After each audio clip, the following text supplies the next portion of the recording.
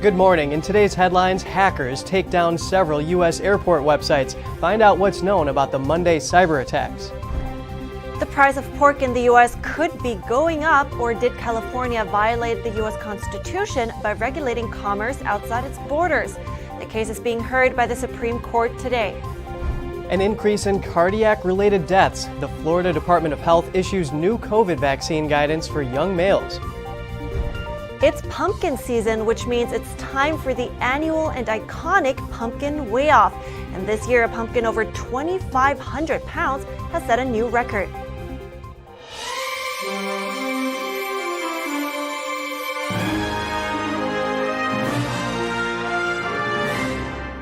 Good morning. Welcome to NTD. I'm Kevin Hogan. Good morning, and I'm Evelyn Lee. It's Tuesday, October 11th today. And speaking of pumpkins, Evelyn, I used to grow gourds at the homestead, and they weren't 2,000 pounds, but they're beautiful little ornaments. And all this talk about pumpkins has me really anticipating Halloween and Thanksgiving. Yeah, a lot to look forward to this season. Candy, pumpkin pie. But for all you bacon eaters out there, we have an update for you too. Broadly speaking, the price of pork in the U.S. could be going up. That's if a California law on animal welfare sticks. The Supreme Court will hear arguments today about whether or not the law is constitutional. NTD's Jeremy Sandberg explains. The case before the court on Tuesday involves California's Proposition 12, which voters passed in 2018. It requires pork sold in California to come from pigs whose mothers were raised with at least 24 square feet of space, have enough room to turn around, and lie down. That rules out the industry standard metal cages known as gestation crates. The pork industry has defended the size of the enclosures as humane and necessary for animal safety. The question for the High Court is if California has impermissibly burdened the pork market and improperly regulated an industry outside its borders. Two industry groups sued over the proposition. They argue that the measure violates a provision of the U.S. Constitution known as the Commerce Clause. Part of the clause bars states from passing laws discriminating against commerce in other states. They say that while Californians consume 13% of the pork eaten in the U.S., nearly 100% of it comes from hogs raised outside the state. Most of them aren't raised under conditions that would meet the California's law's standards. California produces just 0.1% of the nation's pork. The groups also say it's likely all pork would have to meet California standards, regardless of where it's sold. That's because cuts of meat from various producers are often combined before sale. They estimate complying with Proposition 12 could cost the industry $290 million to $350 million. So far, lower courts have sided with California and animal welfare groups that support the proposition, but the law has yet to go into effect. The California law also covers egg-laying hens and calves raised for veal. It requires them to be raised in conditions where they have enough room to lie down, stand up, and turn around freely. Those parts of the law aren't at issue in the case. Jeremy Sandberg, NTD News. The Biden administration is urging the justices to side with pork producers. It says the law would be a major change in how pork is raised and marketed in the U.S., and that the proposition has thrown a wrench into the workings of the interstate pork market. Proponents say if the law is struck down, it could allow multi-state corporations to evade other state laws. Opponents say if the law is upheld, it would undermine state sovereignty and their authority to legislate. And in other news, JPMorgan Chase CEO Jamie Dimon says the U.S. and global economy could tip into a recession by the middle of the next year. That's according to a Monday CNBC report. Dimon attributed runaway inflation, interest rate hikes, the situation in Ukraine, and recent moves by the Fed as indicators of a potential recession. Dimon says with Europe already in a recession, those factors are likely to put the U.S. in a recession as well. He gives it about 6 to 9 months before that happens. His comments come as major U.S. banks are about to report their third quarter earnings. And the Florida Department of Health has announced new guidance regarding mRNA COVID-19 vaccines. This after a study found there is an 84% increase in cardiac-related deaths among males 18 to 39 years old within 28 days following mRNA vaccination. NTD's Daniel Monahan has more. It now recommends against males age 18 to 39 from receiving the mRNA vaccine. It continues that the benefit of vaccination is likely outweighed by the high risk of cardiac-related death among men in this age group. It also says that males over the age of 60 had a 10% increased risk of cardiac-related death within 28 days of mRNA vaccination. The department continues to stand by its guidance for pediatric COVID-19 vaccines that recommends against COVID-19 vaccine use in healthy children and adolescents 5 years old to 17 years old, as well as vaccines for infants and children under 5 years old. In an interview with Tucker Carlson on Fox News, Florida Surgeon General Joseph A. Ladapo said, You would never give something to someone who was young and healthy and increase their risk of dying from sudden cardiac death by 84%. Yes, COVID can be terrible, but we don't give people medications that kill them. Twitter blocked the guidance shared by Ladapo. They later restored it after public outcry. Ladapo says that many are hoping that the vaccine-related cardiac adverse events will just go away. This isn't going away. This is real, and it's important. I mean, it's incredibly important. A study published in American Heart Association journal Circulation last year stated that the overall risk of myocarditis is substantially higher immediately after getting COVID than after receiving a vaccination. One exception was men under 40 who received a second dose of the Moderna vaccine. They had a higher risk of myocarditis following vaccination. Dr. Joseph Ladapo is a graduate of Harvard Medical School and was previously a researcher at UCLA. Daniel Monahan, NTD News. A rising number of American youths are being diagnosed with gender dysphoria. That's a persistent dissatisfaction with their biological gender. The number of facilities providing minors access to gender transition surgery and medication is also growing. Arkansas is the first state in the country to ban gender-altering procedures for children under 18. It's about to find out if its Safe Adolescents from Experimentation, or SAFE Act, holds up in court. The law's constitutionality goes on trial starting October 17th. 19 primarily Republican-leaning states are coming to its defense, and 20 Democrat-leaning states are joining the opposition. The law's fate could influence how states across the nation respond to the issue in the future. According to a Reuters report released this month, 42,000 American children and teens were diagnosed with gender dysphoria in 2021, and that's nearly triple the number from 2017. A group called the Gender Mapping Project says that what was only a handful of gender clinics for children in North America a decade ago is now over 400. And California adopted a so-called gender-affirming healthcare law last month, declaring it the first sanctuary state where out-of-state minors can come for gender-related medical procedures. Gender-affirming care relates to sex change operations or cross-sex hormones and puberty blockers for young people. That law also is likely to face legal challenges. And in Tennessee, Vanderbilt University Medical Center has suspended all gender transition surgeries for minors. This comes after Tennessee lawmakers asked them to stop performing the irreversible surgeries on children. NTD's Jason Perry has the story. Videos recently published related to Vanderbilt University Medical Center's transgender surgeries for minors raised concerns among the public. Matt Walsh of the Daily Wire, who tweeted the videos, says he got the following clips from Vanderbilt Psychiatry's YouTube channel, which was later taken down. We have some individuals who have started gender-affirming hormones at 13 or 14. If they are 16, 17, here at Vanderbilt, if they have been on testosterone, have a parental consent, we're able to do a lot of the top surgeries for those patients. Members of the Tennessee legislature soon stepped in and sent Vanderbilt University Medical Center, or VUMC, a letter signed by 62 Tennessee lawmakers. The lawmakers also said they were appalled to learn of the statements reportedly made by Vanderbilt personnel, threatening action against employees who object to transgender surgeries because of their religious beliefs. This was an apparent response to pediatrics professor Dr. Ellen Clayton of Vanderbilt saying this. Saying that you're not going to do something because of your conscientious, because of your religious beliefs is not without consequences. If you don't want to do this kind of work, don't work at Vanderbilt. And on Friday, VUMC complied with the lawmakers' requests. In a letter, VUMC agreed to pause gender transitioning surgeries on minors while they review new guidance on this type of surgery from the World Professional Association for Transgender Health. They said the review may take several months. The letter went on to clarify that VUMC's policies allow employees to request an accommodation to be excused from participating in surgeries they find morally objectionable. After VUMC's announcement, Matt Walsh tweeted, "The fight is far from over, but this will save children from mutilation and abuse." Tennessee lawmakers are expected to take up this issue during their next legislative session, which begins on January 10th, 2023. Jason Perry, NTD News. Just ahead, President Biden announced a pardon for everyone convicted of marijuana possession under federal law.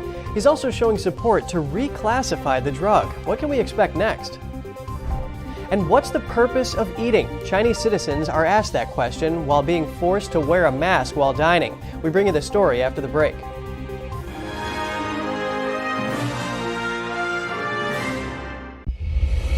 In every country communism gains power, authoritarianism and death followed in its wake.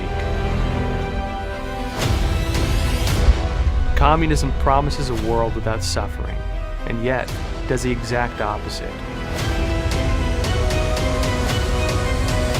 The party dictates what is right and wrong. As an investigative journalist, I want to understand why.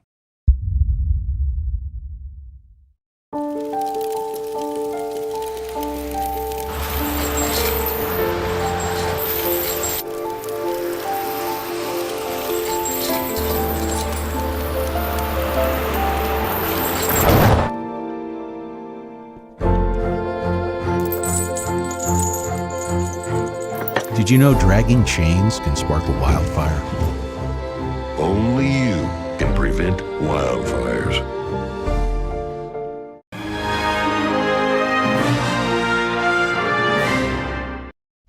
Welcome back. Hackers took down websites for a number of U.S. airports on Monday. Officials say the cyber attacks did not affect flight operations.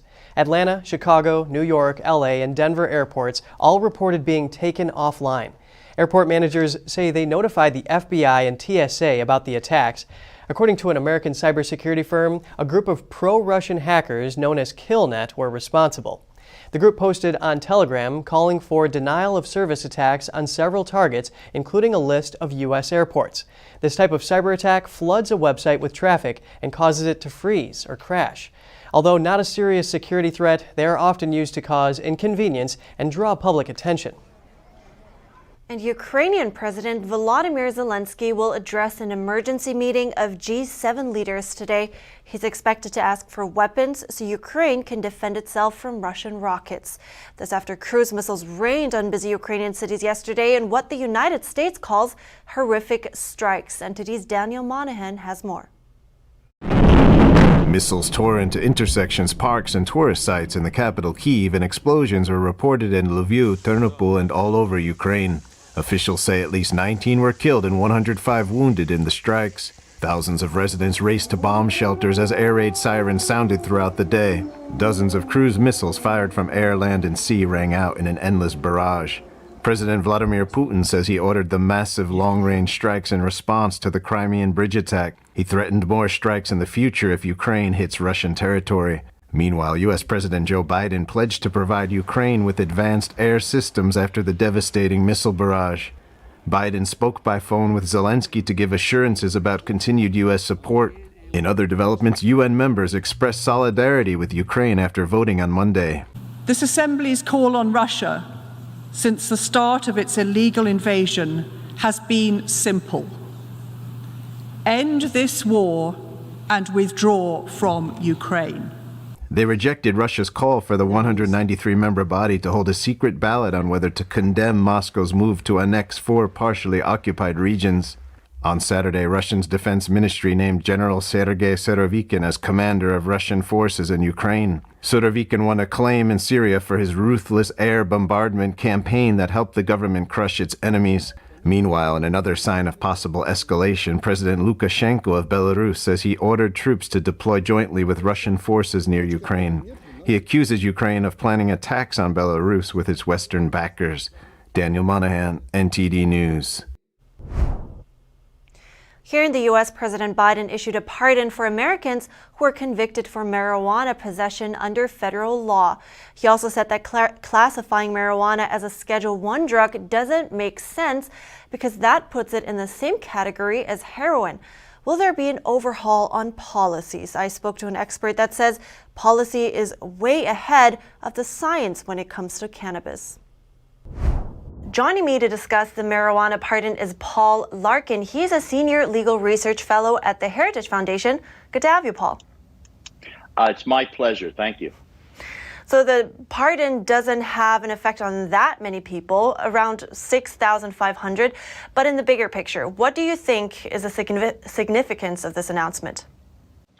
Well, look at it from three perspectives: legal, policy, and political. From the legal perspective, the president clearly has the authority to do this. The pardon clause in the Constitution allows him to grant reprieves and pardons, and he can pardon people on a case-by-case or category-wide basis. There's no doubt. As a policy matter, the framers put this in there so that the president, on behalf of the nation, could say to someone, like it was said in the New Testament, "I forgive you, go and sin no more." So the question is, does it serve that? The problem is the third perspective, political.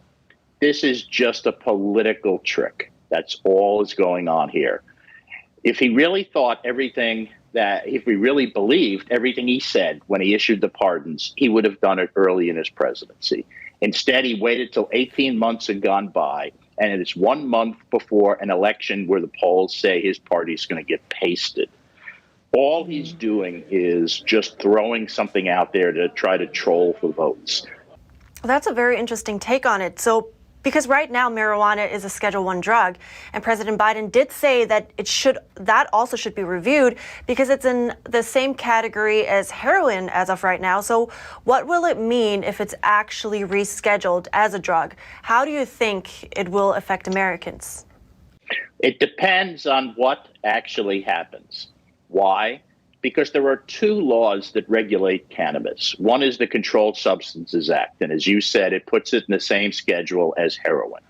But there is also the Food, Drug, and Cosmetic Act, and that prohibits drugs from being shipped in interstate commerce unless and until the Food and Drug Administration finds that they are safe and effective.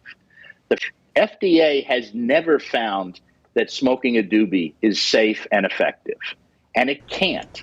There are too many things wrong with agricultural cannabis. We don't have consistency of products. We don't have consistency of potency. There is contamination by all sorts of heavy metals and other poisons that come from the growing process.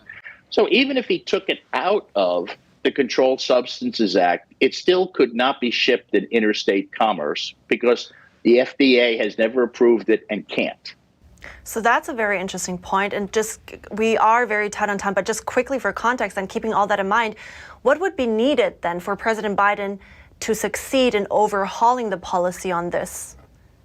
Well, if he wanted to, he would have to actually go to Congress and make a deal. The problem is he is disinclined to do that. He ordered the CDC to adopt an eviction moratorium because he didn't want to go back to Congress.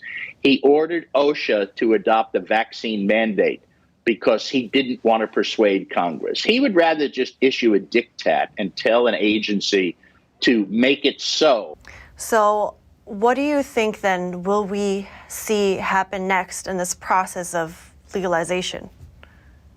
Well, sometime after the election, you can bet it's not going to happen before, the Attorney General and the HHS Secretary will get together and figure out a program for re-examining cannabis, something that has happened over each of the last decades. For 50 years, the FDA has looked at this and said, no, smoking cannabis is not safe and effective. That isn't going to change. All right. Thank you so much. This is a very interesting take and some really interesting insights. So thank you so much, Paul Larkin with the Heritage Foundation. It's my pleasure. Thank you very much. In other news, Haitian frustration at the government is mounting. At least one person died during clashes with police on Monday. Protests turned into a looting spree, and riot officers shot tear gas to disperse protesters who threw stones in return. The protests are motivated by high unemployment, insecurity, and inflation, and protesters demand Prime Minister Ariel Henry's resignation. Gun battles between gangs and police have also increased in recent weeks as fuel shortages have led many to desperation. Haiti's ambassador to the United States has urged the U.S. and Canada to take the lead in forming a strike force to confront Haitian gangs. UN Secretary General Antonio Guterres proposed a rapid action force to help Haiti's police confront the gangs. And how do you eat with mask on? Well, people in China figured out a way. While most of the world is trying to live with COVID, China, on the other hand, continues to maintain its strict zero COVID policy.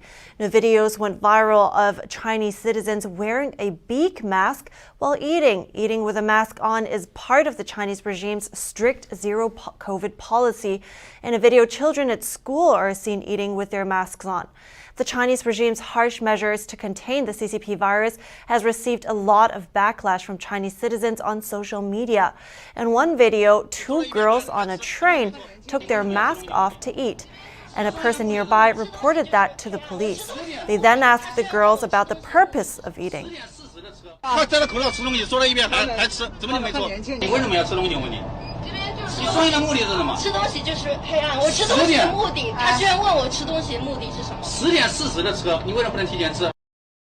And another video shows the owner of a restaurant eating alone until two COVID prevention staff came in and demanded that he wear a mask. A heated argument then broke out.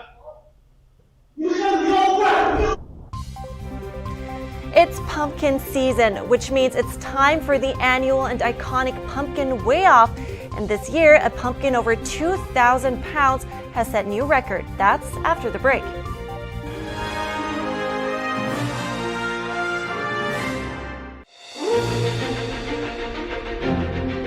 NTD's Capital Report. It's about getting answers, cutting through the fog of politics. It's about your questions and our chances to ask. What is the net impact of the American Carson Graves? Thank you for joining us. We're speaking to those in power to find out what does this mean for the people. We're here so you are in the know. The glory of piano masterpieces from the Baroque, Classical, and Romantic periods. New Tang Dynasty Television invites you to join the 2022 NTD International Piano Competition. Together, we preserve and revitalize the art of authentic classical piano music. October 29th through November 2nd at the Merkin Concert Hall in New York City. Apply now at piano.ntdtv.com.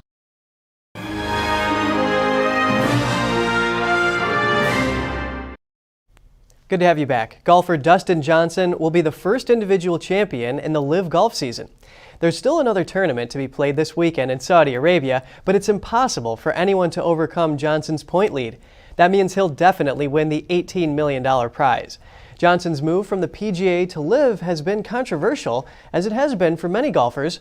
The league is funded by money from Saudi financiers, which has split many professional golfers and other stakeholders on its legitimacy. The PGA currently bans any LIV golfers from participating in its tour. The annual and iconic pumpkin weigh-off in Half Moon Bay has concluded, setting off new records and drawing in folks from all around. NTD's David Lamb reports. 2,560 pounds. That's the winning number of this year's pumpkin at the World Championship weigh-off.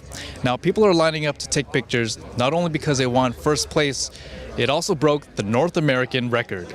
Straps off. I have the grower up on stage here with me, Travis Ginger. The annual Safeway World Championship Pumpkin Weigh-Off brought festivity to a foggy day. Travis Ganger is the owner of Maverick, which is leading the nation as the heaviest pumpkin when it hit the scale. At first, I expected more, but I'm super thankful that it's the North American record. Travis, you got gas money. $23,040. The weigh-in reward is $9 per pound, so he takes home over $23,000 for this behemoth. 180 days of labor. Labor of love. It squashed 3 records: heaviest pumpkin in Half Moon Bay, California, and North America. This is the biggest pumpkin grown in the United States of America. You broke the record. You broke the record, buddy. Hailing from the Halloween capital of the world, it took him 35 hours of driving and $1,100 of gas to get to transport Maverick. So it's named Maverick because it crashed and burned on day 5 with all the scars. So it's a Maverick bear and it plays. He says it's tough to grow pumpkins in Minnesota during the spring and fall, but he somehow won twice, with the first time in 2020 for a 2,350 pounder. It shouldn't even happen in Minnesota because our weather goes from 96 to 42 in 24 hours. So, I mean, we got lucky with this one. How did you feel coming into the weigh-off? I was nervous. I mean, Steve's is huge, and to top it was pretty incredible. Yeah. The runner-up was Steve DeLita's pumpkin at 2,425. He has won 4 championships at Half Moon Bay. One nerve-wracking part of the pumpkin growing hobby is lifting the massive gourds. So we got a lot of time and energy invested in the things, and so, this is the culmination of it all, and you want everything to work. You make a mistake, you lose your pumpkin. The most beautiful gourd went to a local. It is so exciting. It's always such a labor of love watching the pumpkins grow, and you get so excited to see the unique shapes that they take and how big that they're going to get. So it's awesome. He's excited. He helped me water it every time we'd go out there. Is one of his favorite things to do. So. Orange says she's putting the $1,000 prize money into a college education for her son. I think the biggest challenge is you never know if the mildew and mold and bugs and critters are going to get to him. So every day we'd go out there and check and say, okay, it's still intact. That is fantastic. One grower told us he won a pumpkin seed many years ago and entered the hobby. So that one seed was like, catching the fish and getting hooked. So I've been doing it every year since. And then there's a great community of people. 1677. Went heavy on me. Nice. The current world record is a pumpkin from Italy that weighed over 2,700 pounds. This contest kicks off the golden anniversary of the Half Moon Bay Art and Pumpkin Festival to be held on October 15th and 16th. David Lamb, NTD News, Half Moon Bay, California. The size of those, that's insane. Yeah, I know it is. I mean, I wonder how many pies that can make. Very good question. I would not know. So wait, do you have a green thumb, Evelyn? I wouldn't say so. My succulents die, so I wouldn't. Unfortunately, I don't. Those poor plants. Yes, I shouldn't get any more of them. Anyway, that's all. We're wrapping for today's program. We'd love to hear from you. Before you go, you can share your thoughts and your story at goodmorning@ntd.com. So shoot us an email if you'd like. Thanks for watching. I'm Evelyn Lee. And I'm Kevin Hogan.